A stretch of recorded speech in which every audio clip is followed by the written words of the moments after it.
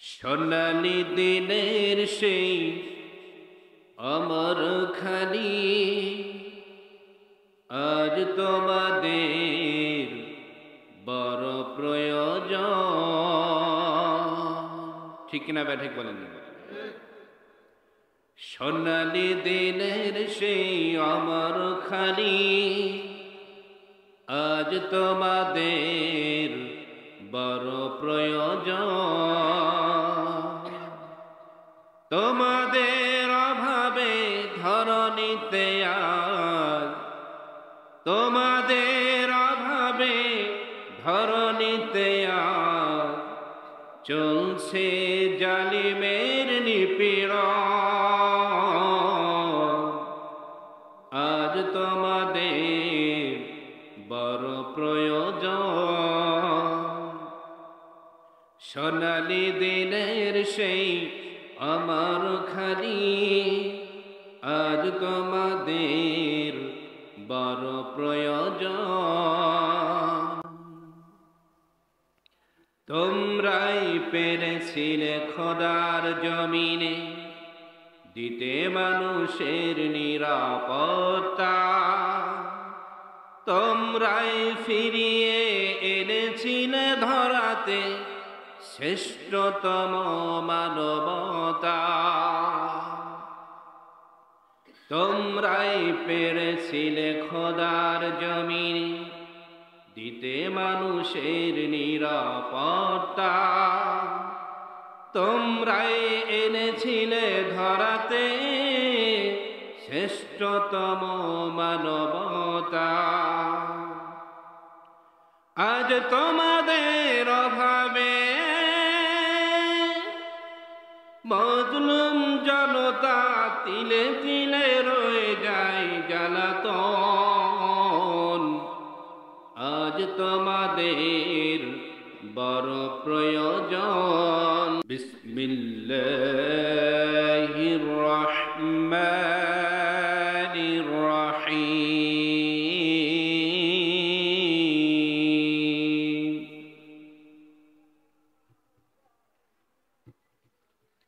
وَإِذْ يَمْكُرُ بِكَ الَّذِينَ كَفَرُوا لِيُثْبِتُوكَ أَوْ يَقْتُلُوكَ أَوْ يَخْرِجُوكَ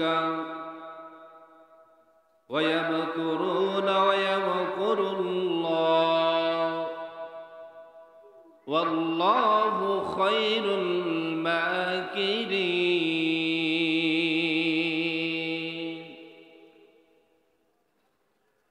قال الله تعالى في شأن رسول الله صلى الله عليه وسلم: إن الله وملائكته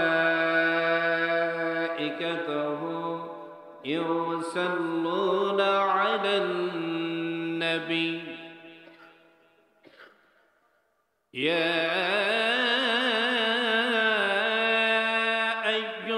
الذين آمنوا صلوا عليه وسلموا تسليما. সোনালি দিনের সেই অমর খানি আজ তোমাদের বড় প্রয়োজন। ঠিক কিনা ব্যাঠিক বলেন না? সোনালি দিনের সেই অমর খানি আজ তোমাদের বড় প্রয়োজন। তোমাদের অভাবে ধরণীতে আজ, তোমাদের অভাবে ধরণীতে আজ চলছে জালিমের নিপীড়ন। আজ তোমাদের বড় প্রয়োজন। সোনালি দিনের সেই আমার খানি আজ তোমাদের বড় প্রয়োজন।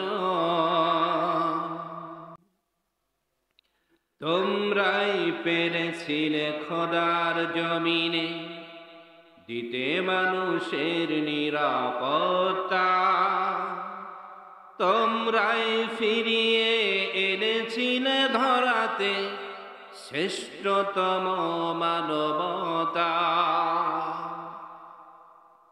তোমরাই পেরেছিলে খোদার জমিনে দিতে মানুষের নিরাপত্তা, তোমরাই এনেছিলে ধরাতে শ্রেষ্ঠতম মানবতা। আজ তোমাদের অভাবে মজলুম জনতা তিলে তিলে রয়ে যায় জ্বালাতন। আজ তোমাদের বড় প্রয়োজন সোনালি দিনের সেই অমর খালি। আজ তোমাদের বড় প্রয়োজন কালেমা লা ইলাহা লা ইলাহা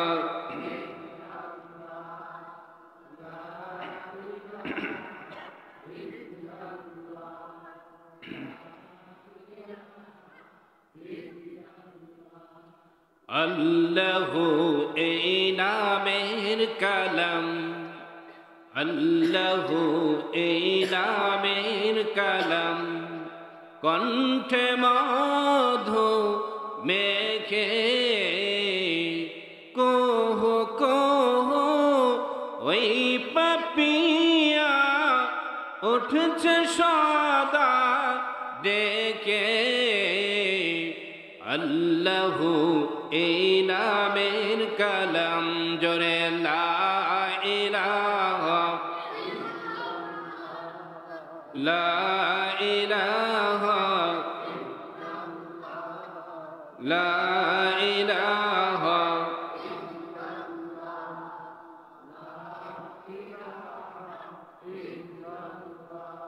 রিকশা চলে না চালক ছাড়া, নৌকা চলে না মাঝি ছাড়া, রিকশা চলে না চালক ছাড়া, নৌকা চলে না মাঝি ছাড়া, এই দুনিয়া চলে না আল্লাহ ছাড়া। বলেন লা ইলাহা লা ইলাহা লা ইলাহা লা ইলাহা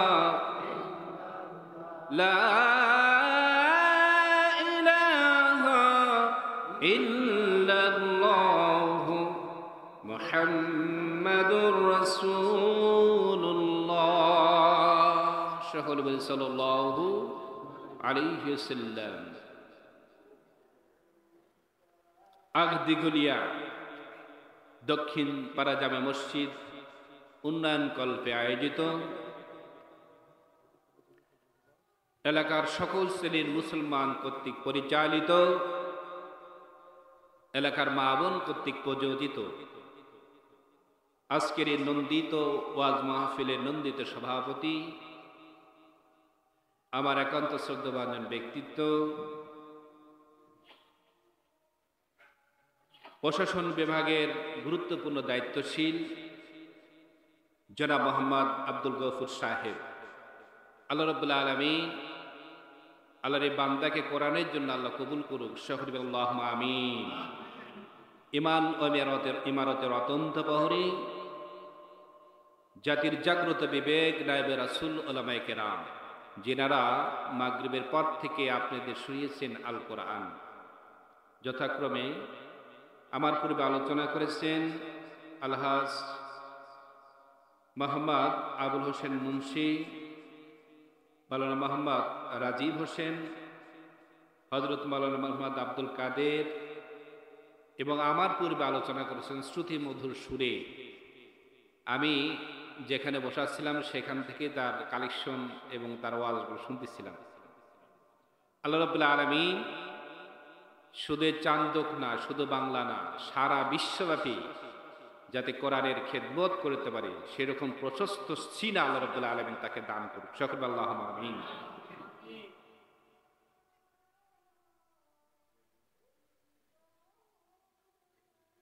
পদ্মার অন্তরের অবস্থানরতা মাহফিলের অন্যতম মহিলা শ্রোতা, অনন্য গুণাগুণান্বিতা আমার শ্রদ্ধা মা ও বোনেরা, আবারও আপনাদের কাছে সালাম পাওয়ার আশায়, দোয়া পাওয়ার আশায় সালাম পেশ করছি। আসসালামু আলাইকুম ওয়া রাহমাতুল্লাহি ওয়া বারাকাতুহু। আলোচনা শুরুতেই জানতে চাচ্ছি আপনারা কেমন আছেন? আলহামদুলিল্লাহ, সে মহান রব্বুল আলামিনের উপর লাখ লাখ শুকরিয়া, যিনি আমাদের রব, তিনিই তো আমাদের সব। এত সুন্দর একটা মজলিসে আসার এবং বসার যিনি তৌফিক দান করলেন, সেই মাবুদের দরবারে একবার শুকরিয়া তান সকলে বলেন আলহামদুলিল্লাহ। আল্লাহর দেওয়া জবান দিয়ে আরো সমস্যারে বলি আলহামদুলিল্লাহ। জবানের মালিক কে? জবান দিয়েছেন কে? এই জবান দিয়ে কোন আমির ওমারা, কোন পীর মুরিদ, কোন আজা বাবা, খাজা বাবা, দয়াল বাবা, কলা বাবা, বেরি বাবা, বিরি বাবা, দড়ি বাবা কারো প্রশংসা হবে না। একমাত্র কেবলমাত্র যার প্রশংসা হবে তিনি কে? আল্লাহ জবান দিয়ে আরেকটু সমস্যা বলে আলহামদুলিল্লাহ।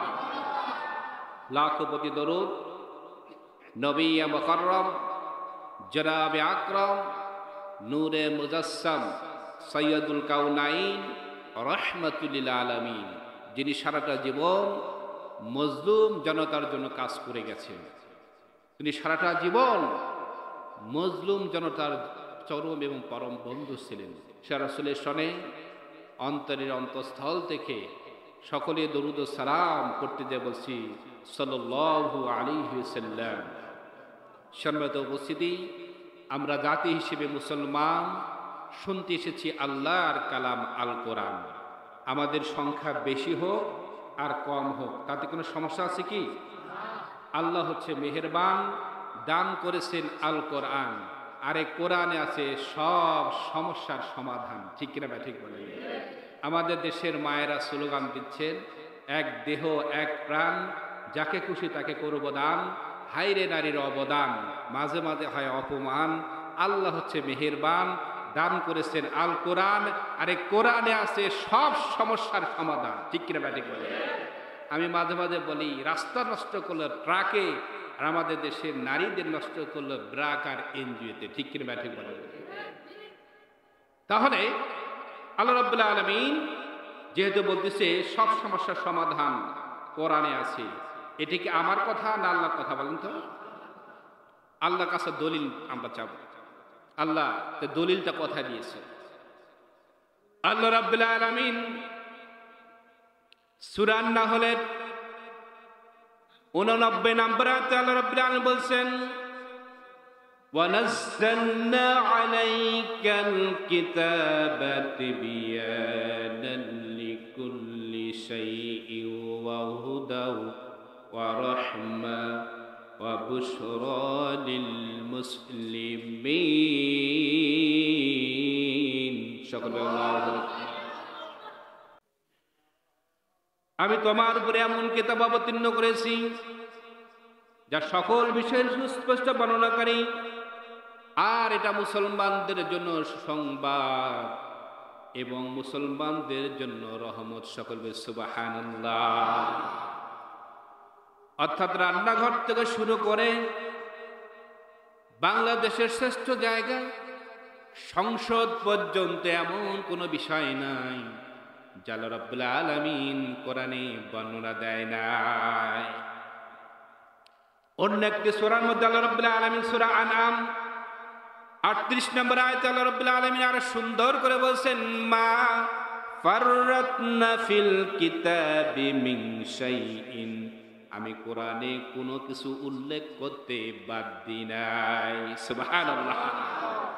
মশা থেকে শুরু করে পৃথিবীর সর্ববৃহৎ প্রাণী হাতি পর্যন্ত এমন কোনো বিষয় নাই যা আমি রব্বুল আলামিন বর্ণনা দিই নাই। সকল বলে সুবহানাল্লাহ।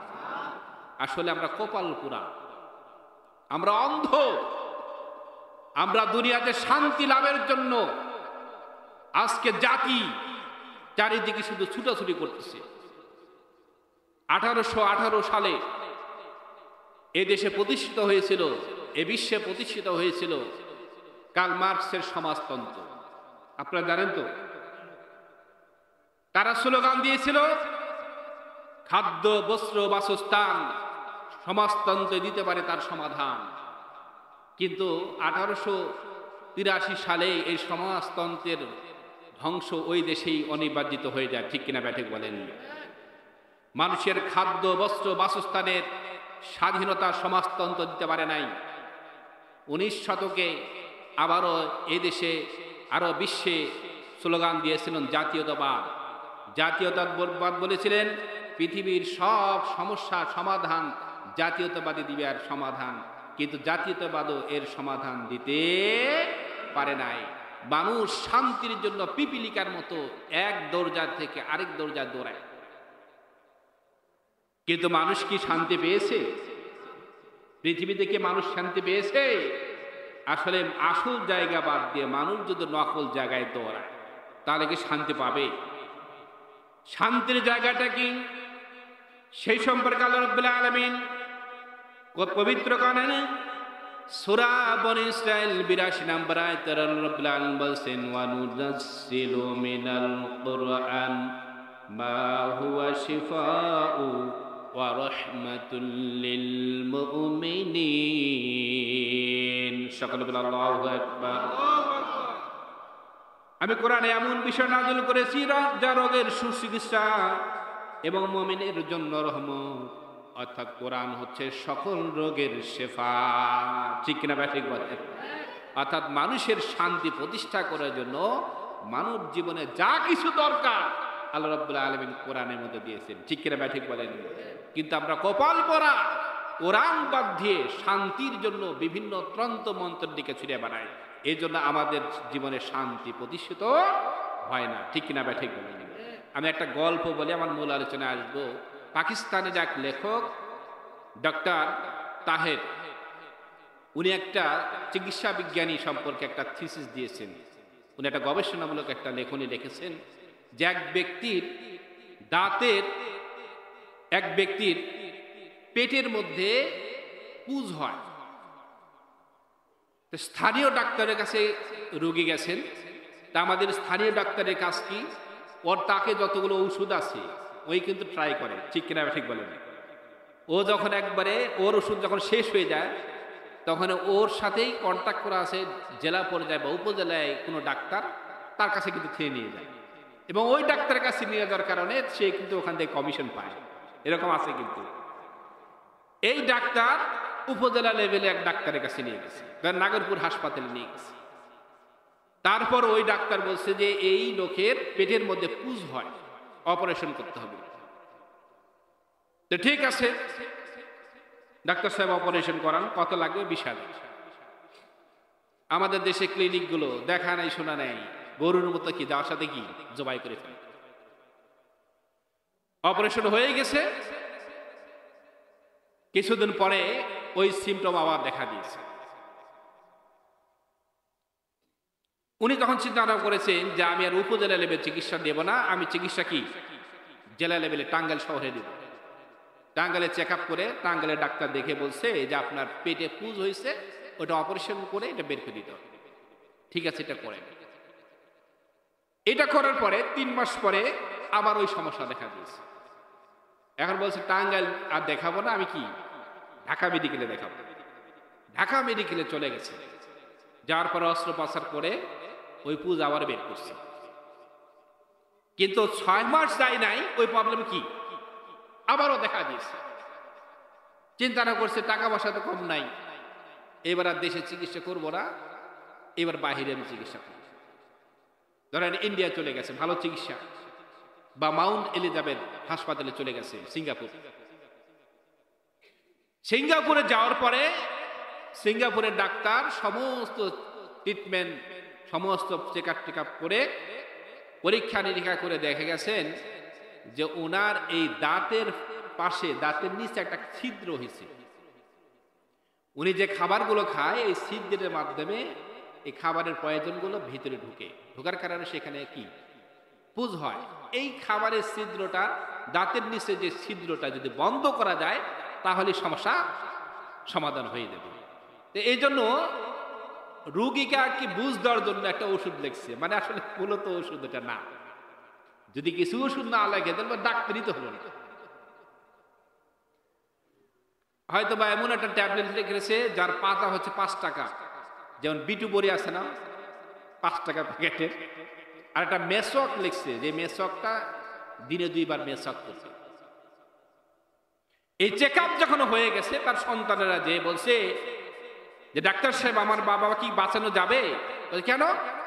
বলছে এই পর্যন্ত বাংলাদেশে 3 বার তাকে অপারেশন করা হয়েছে, আমরা চিন্তা না করতেছি আর বাঁচানো সম্ভব না। ডাক্তার হিসেবে বলছে আর তার কিছুই হয় নাই, সামান্য একটা মেসওয়াক দিয়েছি আর 5 টাকা পাতার একটা ওষুধ দিয়েছি, বাড়িতে নিয়ে যান, চিকিৎসা হয়ে গেছে। তো বাংলাদেশের রোগীর পক্ষের লোক আর এটা বিশ্বাস করতেছে না, এটা সম্ভব কেমনে করে? আরে আমাদের দেশে নিয়ে যাওয়া 7,000 জবাই কর, আর এখানে শুধু সামান্য একটা মেসওয়াক। তখন ওই ডাক্তার সুন্দরকে বুঝিয়ে দিয়েছে, ভাই মূলত তোমার বাবার প্রবলেমটা তোমাদের দেশের ডাক্তার খুঁজেই পায়নি।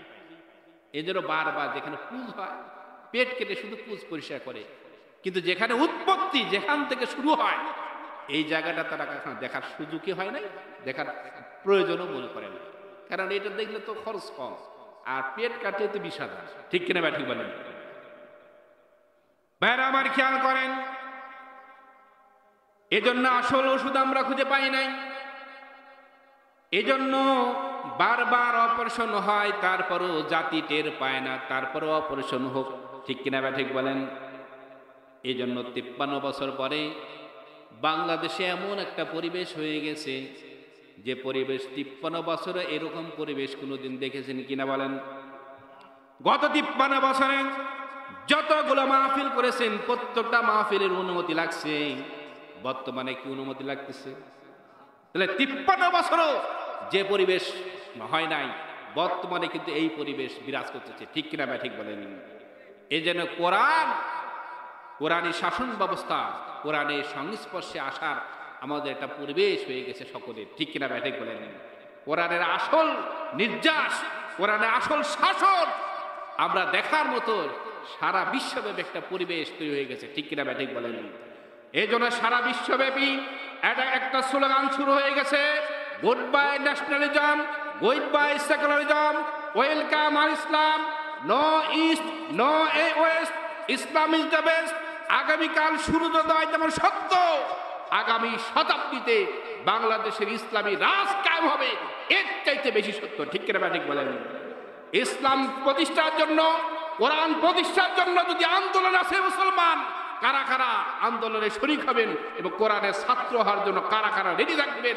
শুরুতে দুহাত দেখতে চাই। লিল্লাহে তাকবীর। আমার নেতা, তোমার নেতা বিশ্বনবী মুস্তাফা, নাম হাত নামান, সমত উপস্থিতি। সারা বিশ্ব যখন একটা মেরুকরণ শুরু হয়ে গেছে, কিন্তু ওই সময় বাংলাদেশের কিছু কুলাঙ্গারেরা আলেমদের মধ্যে ফাটল সৃষ্টি করার জন্য বিভিন্ন রকম পায়তারা করছে। ঠিক কিনা ঠিক বলেন? গত কিছুদিন আগে এক কুলাঙ্গার বাংলাদেশের শ্রেষ্ঠ তাফসীরকারক, শ্রেষ্ঠ আলেম ডক্টর মিজানুর রহমান আজহারীর ব্যাপারে বলেছেন তার কল্যাণে এসে দিলে 10 লক্ষ টাকা তাকে পুরস্কার দেবে। এরকম একটা কুলাঙ্গার বলছে না? আমি এই মাহফিলের মাধ্যমে, যেহেতু মাহফিল ভিডিও হচ্ছে, সারা বিশ্ব এই মাহফিলের ভিডিও যাবে, আমি প্রধান উপদেষ্টাকে বলতে চাই, ওই কুলাঙ্গারের আয়ের সোর্স, ওই কুলাঙ্গারের অ্যাকাউন্ট চেক করা দরকার। আর এই অ্যাকাউন্টে ইন্ডিয়ার রয়্যালের টাকা আসে না ওই বিভিন্ন রকম ইহুদি খ্রিস্টানের, ইহুদি রাষ্ট্রের কোনো টাকা ওর অ্যাকাউন্টে আছে। ঠিক কিনা ব্যাঠিক বলেন? এই টাকার গরম ওই দেখে, যেখানে যেই সময় বাংলাদেশের সমস্ত আলেমেরা এক প্ল্যাটফর্মে আসার সময় হয়েছে, আর এই সময় কুলাঙ্গার বাংলাদেশের শ্রেষ্ঠ আইডল, যুবকদের আইডল, বাংলাদেশি প্রোডাক্ট, যার নাম হচ্ছে ডক্টর মিজানুর রহমান আজহারী। ঠিক কিনা ঠিক বলেন? আপনি কি মনে করেছেন ছোট্ট একটি দেশ, ছোট্ট একটি মানচিত্র, যে ব্যক্তি সারা বিশ্বকে পরিচয় করে দিচ্ছে, সেই ব্যক্তি হচ্ছে ডক্টর মিজানুর রহমান আজহারী। ঠিক কিনা ঠিক বলেন? মানুষ তো ভুল হয়, স্বাভাবিক, ভুল হতে পারে না মানুষের, কিন্তু তার ভুলের জন্য সে তো ক্ষমা চেয়েছে। এরপরে দিবালোকে একটা মজলিসের মধ্যে 10 লক্ষ টাকার পুরস্কার ঘোষণা করা দেওয়া, এটা হচ্ছে ফৌজদারি মামলা। আমাদের পাশে, আমার ডান পাশেই আইন শৃঙ্খলা বাহিনীর লোক আছে, ওনাকে জিজ্ঞাসা করেন যে আমি যদি উন্মুক্তভাবে একটা ব্যক্তির নাম উচ্চারণ করে বলি যে অমুক ব্যক্তিকে যদি হত্যা করতে পারো, ওর মাথা নিয়ে আসতে পারো, 3 টুকরা যদি মাথাও নিয়ে আসতে পারো, 10 লক্ষ টাকা পুরস্কার দেবো, এইটা হচ্ছে তার অপরাধ, তার নামে মামলা হবে। ঠিক কিনা ঠিক বলেন? এটা অপরাধ। এই জন্য সারা বিশ্বের মুসলমান যখন ওই আয়াতের দিকে চলে আসতেছে, ওয়াক্তাসিমু বিহাবলিল্লাহি জামিআ ওয়ালা তাফাররাকু, আল্লাহ রাব্বুল আলামিন বলেন, ও মুসলমানরা তোমরা সকলেই একত্রিত হও, পার্থক্য হও না। আর ওই সময় কিছু কুলাঙ্গেরা, ভারতের এজেন্টরা, ভারতের দালালেরা মুসলমানদের মধ্যে, ইমামদের মধ্যে, আলেমদের মধ্যে, ওলামাদের মধ্যে ভাঙন সৃষ্টি করার প্ল্যান করতেছে। মুসলমান আমাদের সকলে মিলে এই কুলাঙ্গারদেরকে চিহ্নিত করতে হবে এবং তাদের কথাকে রুখিয়ে দিতে হবে। ঠিক কিনা ঠিক বলেন? ভাইয়ের আমার, খেয়াল করেন, সারা বিশ্বব্যাপী তারা কিন্তু কখনো ফিলিস্তিনের পক্ষে কথা বলে না। বলে কি? এতদিন এত মানুষ, ফিলিস্তিনে মানুষ মারা গেছে, ফিলিস্তিনের পক্ষে কোনোদিন কথা বলে না। এদের ফতোয়া শুধু আলেমদের বিপক্ষে, এদের ফতোয়া হক্কানি আলেমদের বিপক্ষে। আমরা পীর মুরিদান যারা এদেশে করে, তাদেরকে আমরা ওস্তাদ মানি, তারা আমাদের মাথার তাজ। ঠিক কিনা ঠিক বলেন? যারা হক্কানি আলেম, হক্কানি পীর, তারা আমাদের মাথার তাজ। কিন্তু কিছু ভণ্ড আছে যারা এই মুসলমানের সম্প্রীতির মধ্যে ফাটল সৃষ্টি করতে চায়। এরকম আছে না কিছু ভণ্ড? ভণ্ডদের চিহ্নিত করতে হবে। চিহ্নিত না করলে আসল আর নকলের পার্থক্য তো আপনি বুঝতে পারবেন না। ঠিক কিনা ঠিক বলেন? সম্মানিত উপস্থিতি, আল্লাহর মায়ের দুনিয়ার বাইরে, এটা বলে না? মিলিয়ন বিলিয়ন টাকা খরচ করে যে ইসরায়েল গাজাতে বোমা মেরে মুসলমানদের দেশটাকে ধ্বংস করে দিয়েছে, আজকে এই ইসরায়েলকে সাহায্যকারী একমাত্র দেশ হচ্ছে আমেরিকা। নাম শুনেন নাই? তার একটা অঙ্গরাজ্য লস অ্যাঞ্জেলস, একটা অঙ্গরাজ্যে দাবানলে মিলিয়ন বিলিয়ন সম্পদ তাদের পুড়িয়ে সাফ হয়ে গেছে। ঠিক কিনা ব্যাটিক বলেন? এটা হচ্ছে আল্লাহর ধরা। ইন্না বাতশা রাব্বিকা লাশাদীদ, নিশ্চয়ই আল্লাহর ধরা অতি কঠিন। আল্লাহ যখন ধরে তখন আর ছাড়ে না, ধরে না, ধরলে আল্লাহ ছাড়ে না। যেখানে গাজাকে তোমরা শেষ করে দিয়েছো,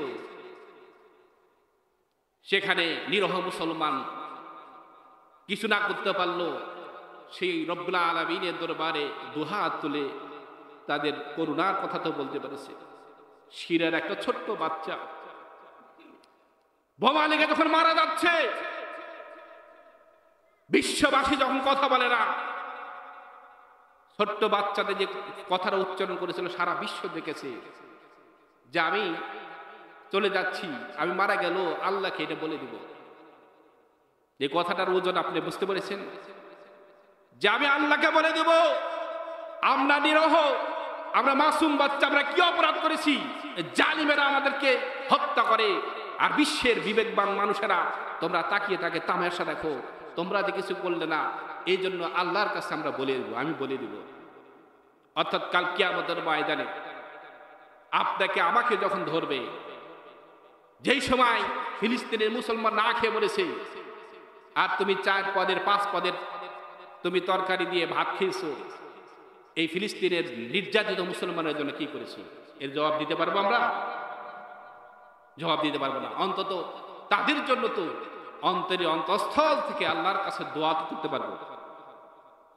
সম্মানিত উপস্থিতি, এই জন্যই আলোচনা শুরুতে মহাগ্রন্থ আল কোরআনের সূরা আনফাল আমি তেলাওয়াত করেছি। আমার সাথে এই তেলাওয়াতটা আবারও সকালে শরীক হবেন। আমি ডাইরেক্ট কোরআন থেকে তাফসীর করব, ইনশাল্লাহ আপনাদের ধৈর্যচ্যুত হওয়ার আগেই আমার আলোচনা শেষ করে দেব। সকলে বলবেন আউযু বিল্লাহি মিনাশ শাইতানির রাজীম।